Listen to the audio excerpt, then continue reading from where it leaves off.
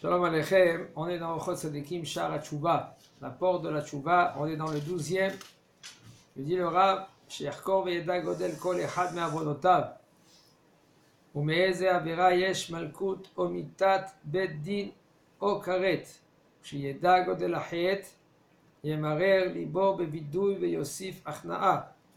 Je dis le Rav, il faut qu'il examine et il faut qu'il sache Ken, la grandeur de chaque péché qu'il a fait.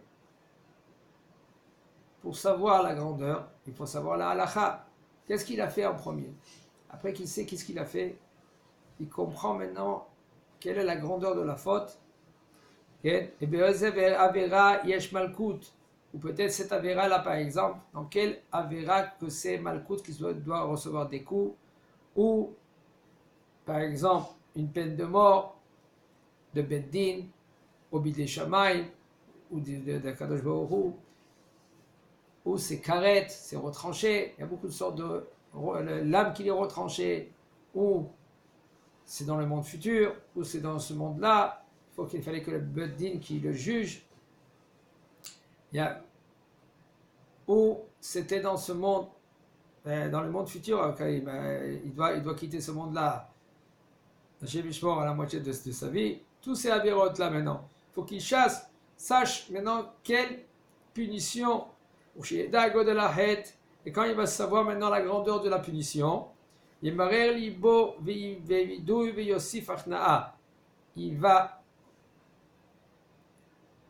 mamash être machnia de se soumettre à cause de la faute. Qu'est-ce qu'il a fait? Il va en premier être triste. Tout cela, c'est des niveaux. Nous maintenant, quelqu'un que lui, qu'il est en joie, qu'il n'est pas en joie, excusez-moi, que lui, il est dans une situation que il peut déprimer, il n'a pas le droit de penser à ses fautes déjà. Avance doucement, doucement. Regarde positivement la vie. Regarde en premier, souris à la vie. Fais tchouva, mais ahava. Parce qu'on n'est plus dans le niveau maintenant qu'un homme, lui, il va se casser pour faire tchouva. Aujourd'hui, on fait ken me'ahava. Me'ahava, ça veut dire de l'amour vers Akadosh Baruch Hu. C'est ça là aujourd'hui. Même quand nous dit le Rav, quand même il y a des petites réflexions. Des fois, le bonhomme, lui, doit faire des petites réflexions tous les jours. Qu'est-ce que j'ai fait quand même? Quelle faute que j'ai fait? C'est dommage de regretter à ces fautes. Une petite réflexion, de prendre à la lettre en premier lesquelles fautes qu'il a fait. Mais après, regretter, de faire vidouille, de faire hatati aviti pashati, de dire, de mentionner la faute, de apprendre qu'est-ce que c'est cette faute, etc. Et Bezat Hashem, après d'avancer positivement. Autre part, on dit, je le répète, il faut tout le temps de nos jours, plus qu'avant, plus l'étude de la Torah. Un homme qui a fait une faute, qui répare avec l'étude de la Torah, plus aujourd'hui qu'avant. Okay? Parce qu'aujourd'hui, on est très, très, très bas.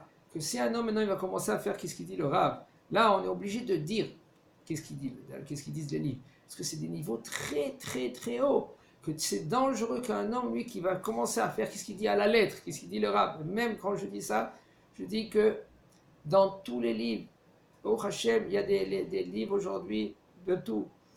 Il y a des Rishonim, comment ils parlent, de ne pas prendre à la lettre. Il faut tout le temps étudier avec un Rav.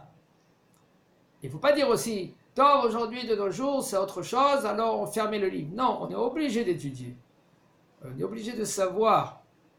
Un homme, il ne veut pas rester dans une situation suivante. Ah, j'ai péché, Hashem Rahim, alors je dis, Hatati, Aviti, Pashati, c'est fini, je ferme les livres et c'est fini. Non, il faut que tu comprennes que la Avera que tu as fait, elle est très grande. Elle est énorme. Tu es très loin. C'est des années de lumière de Kadosh Baruch Hu. Chaque Avera que tu fais, tu t'éloignes de Kadosh Baruch Hu. Chaque mitzvah que tu fais, tu t'approches. Tu as fait une Avera, tu as éteint maintenant une mitzvah. Et c'est dommage. Chaque Avera que le bonhomme il fait, il s'éloigne. Comme c'est l'a dit David Amelech, il a dit, j'ai devant moi rien que le fait que je me rapproche de ma Kadosh Baruch Hu. On ne peut pas s'imaginer qu'est-ce que ça veut dire d'être loin de Kadosh Baruch Hu. Quand quelqu'un est Abdil, comme par exemple quelqu'un qui se trouve loin, il va appeler son copain. Il est très loin, il n'entend pas. Akadosh Baruch Hu, c'est presque pareil, c'est rien qu'une image. C'est pas qu'il t'écoute pas. Vadaï Akadosh Baruch Hu, il t'écoute même que tu te trouves dans les trous des trous. Comme avec Ménaché Amelech. Ménaché le roi. Ménaché le roi, qu'est-ce qu'il a fait? Il a fait tous les avéros qu'il fallait. Et après, le Melech Hachour, le roi de Hachour, il a pris, parce que Akadosh Baruch Hu, lui, il en avait marre de lui, il attendait de faire Tchouva, il attend, Akadosh Baruch Hu, il attend. Et après, il a donné entre les mains de Hachour, le roi Hachour. Qu'est-ce qu'ils ont fait avec le roi Amelech, le roi Shmenaché? Ils ont voulu le tuer, mais à petit feu. Et ils l'ont mis sur une grande marmite. Il commençait à allumer et il commençait à crier: le Dieu de tel qui le sauve, le Dieu de tel, Hachem Ishmor. Il faisait Avodah Zara. Personne ne répondait.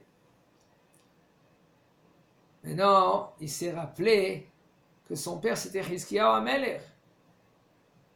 Qui c'était son père? Il n'y avait pas plus grand sadique que lui. Chizkiyahu Amelech, les srouillottes qu'il avait, que lui il a planté une épée à Dan et à Beersheba, une à Dan et à Beersheba. Celui-là qui ne va pas rentrer dans le Beth Midrash, eh bien l'épée va passer. Pourquoi il a fait cela? Pour que les gens, les enfants, ils étudient la Torah, et grâce à l'étude de la Torah, on a le Mashiach, on a la Géoula. Il devait être Mashiach, Chizkiyahu Amelech. Il devait être Mashiach. Mais, un, c'était pas le moment, et deux, il y avait quelque chose que Menachamaim, ils n'ont pas accepté. Qu'est-ce qu'il a fait, Chizkiyahu Amelech? Chizkiyahu Amelech, il a fait montrer les trésors du Beth Amikdash devant tous les rois. Que là, il ne fallait pas qu'il fait montrer tous les trésors. Et voici, maintenant, Ménaché Amelech, il était sous le feu. On commençait à le cuire à petit feu. Et lui, il criait. À la fin, il est arrivé. Hachem Elohim, qui l'aide, qui le sauve.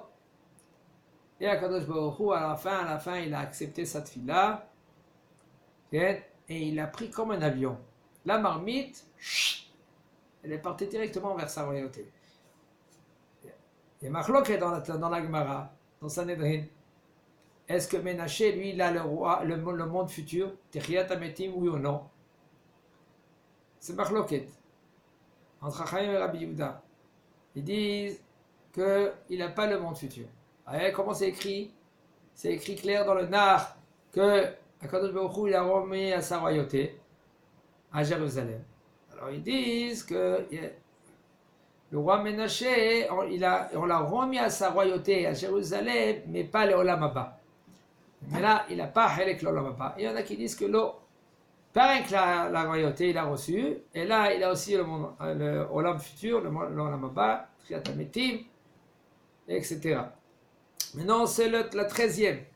La 13e, il nous dit le Rav Shiu Averot Akalot Domot בעיניו כחמורות, כגון הסתכלות בנשים ולהרבות עמהם בדברים או דברים בטלים או ללך בבטל או להזכיר שם שמיים לבטלה, כל אלו ועוד רבות כהן בעיני אנשים רבים ואפילו בעיני גדולי הדור הם נחשבים קלות, כל אלו יהיו נחשבות לא חמורות מאוד. Il dit le Rav en premier, il faut que tu mets entre tes yeux tous les avonotes, les avérotes qui sont même légers. Comme par exemple, de regarder les femmes. C'est un péché chez Mishmor. Ou de parler beaucoup avec une femme. C'est un péché. Les gens, ils ne font pas attention à cela.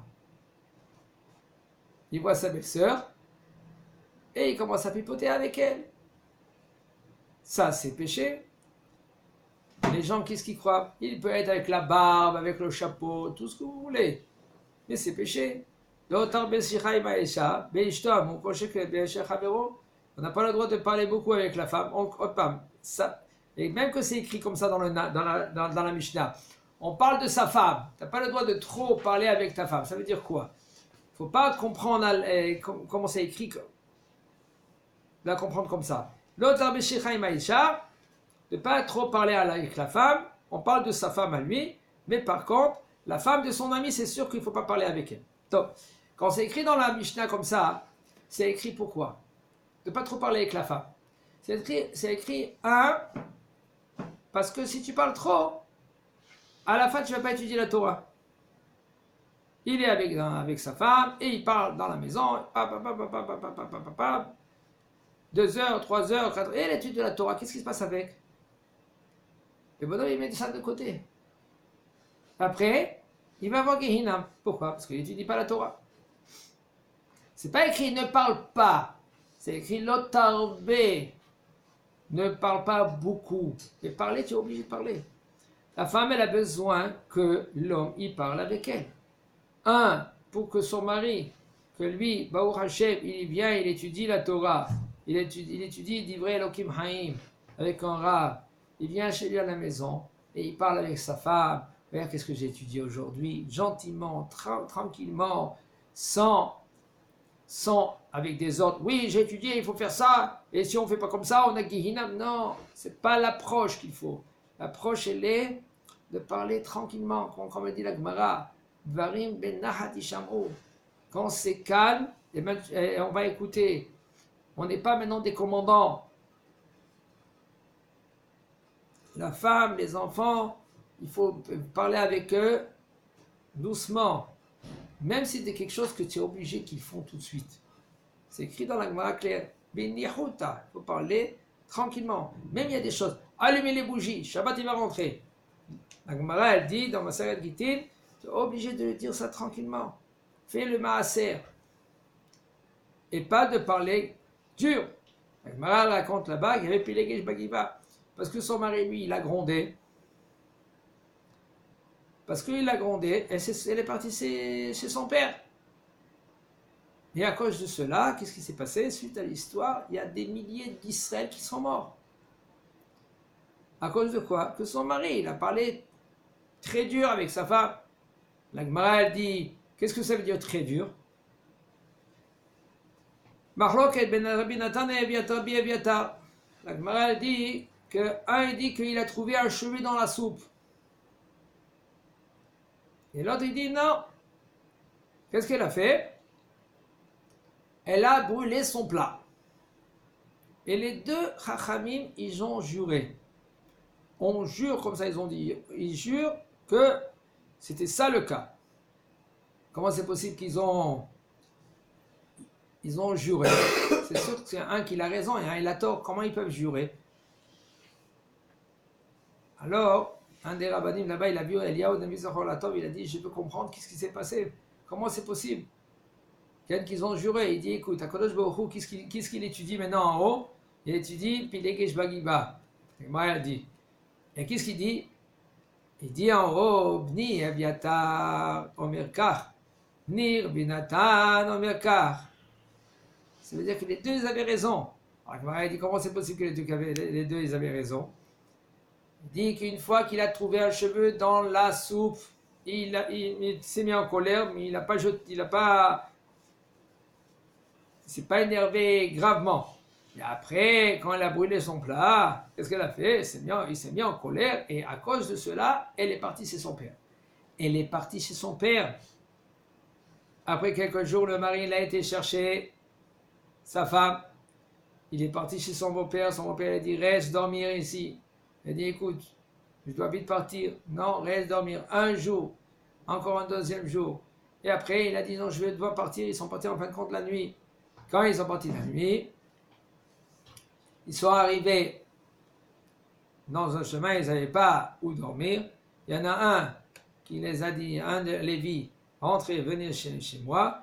Il y avait 10 hommes de Binyamin ils ont entouré la maison pour prendre la femme. Ils ont été avec la femme. Et après, Hachem Ishmor, le bonhomme là, parce que cette femme-là, Hachem Ishmor, elle est morte en fin de compte. Qu'est-ce qu'il a fait? Il a fait des choses graves. Il a coupé en morceaux. Il a distribué les morceaux à qui? À les 12 tribus. La Gemara raconte, c'est le Nar, c'est dans le Tanakh. Les 12 tribus, ils ont vu ça, ils ont dit quoi? Binyamin, ils ont fait comme ça, les gens de Binyamin, ils ont fait comme ça. Qu'est-ce qu'ils ont fait? Ils sont partis vers le tribu du Binyamin. Ils ont dit, les 10 personnes, on les veut. On veut faire le din. Mais non, Binyamin, ils ont dit non, on n'a pas le droit de donner un juif, même que vous m'en demandez. Ils avaient tort. Parce que si on désigne l'homme, tu peux lui donner. Si on n'avait pas désigné, et si on dit, je veux un de parmi vous, la halakha elle dit, tu n'as pas le droit de donner même pas un juif. Mais là, ici, ils ont désigné. On veut ces hommes-là qu'ils ont fait. Qu'est-ce qu'ils ont fait? On veut les mettre en justice. Binyamin, ils ont fermé les murailles de Binyamin. Ils n'ont pas laissé rentrer. Qu'est-ce qu'ils ont fait les tribus? Ils ont fait la guerre contre eux. La première fois de Yehuda et d'autres tribus, ils mouraient. Binyamin, ils étaient plus costauds. Deuxième fois, le deuxième jour de la guerre, pareil. À la fin, Yehuda, à chaque fois, il parlait dans le Beth Amikdash. C'était dans le Mishkan. Le Mishkan, là-bas, il y avait les tabernacles. Est-ce qu'on va faire la guerre avec Binyamin? Le premier jour, ils sont partis. Ils ont dit, là-bas, il y avait une voix céleste qui disait, tu peux y aller. Et ils sont partis, il y avait la guerre, et de Yehuda et des autres tribus sont presque beaucoup des morts. Le deuxième jour, ils ont dit, ils commençaient à pleurer, est-ce qu'on peut y aller à la guerre avec Ahen ou Binyamin, notre frère Binyamin? Ils ont dit, oui, tu peux y aller à la guerre. Ils sont partis à la guerre, aussi encore ils sont morts. Ils ne savaient pas quoi faire, ils jeûnaient, ils pleuraient. Après, ils sont partis et ils ont tué presque tout Binyamin. Les enfants, les femmes, tout. Il restait 400 hommes. Parmi les 400 hommes, c'était le père de Shaoul, le premier roi d'Israël. Et à la fin, ils ont été, parce qu'ils ont juré que personne ne va se marier avec Binyamin. En fin de compte, regardez dans le Nar, qu'est-ce qui s'est passé à la fin. C'était le jour de Tou B'Av qu'ils ont permis, c'était des femmes, de la tribu, d'un des tribus ils ont mis dans la forêt, que ces 400 hommes, pour après refaire encore que la tribu de Binyamin, elle sera apte à être parmi les 12 tribus, parce que sinon la tribu de Binyamin devait s'effacer. Personne ne devait se marier avec eux. Et à la fin, ils ont fait comme une sorte de combine qu'ils ont mis les femmes dans la forêt, et ces 400 hommes, soi-disant, ils avaient capturé ces femmes-là pour se marier avec eux. Okay? Parce qu'ils n'avaient pas le droit de donner les filles à Shevet Binyamin.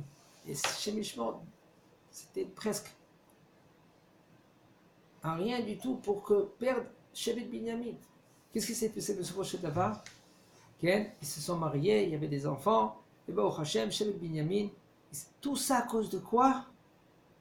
À cause qu'un bonhomme, lui, il s'est mal comporté à la maison. La Gemara dit, même qu'il y a des choses qui sont importantes, tu dois parler gentiment à la maison. Benihuta. Comme par exemple, allume la bougie. Shabbat, il va rentrer. Tu dois parler gentiment. Pas crier fort. Allume les bougies, tu vas à la Shabbat, et tu fais maintenant une guerre. C'est Mishmor, regarde, qu'est-ce que ça a causé? Ça causait que Am Israël, Hachem Mishmor, il devait presque un tribu entier de partir. Hachem Erachem Alenu, Chazak Baruch.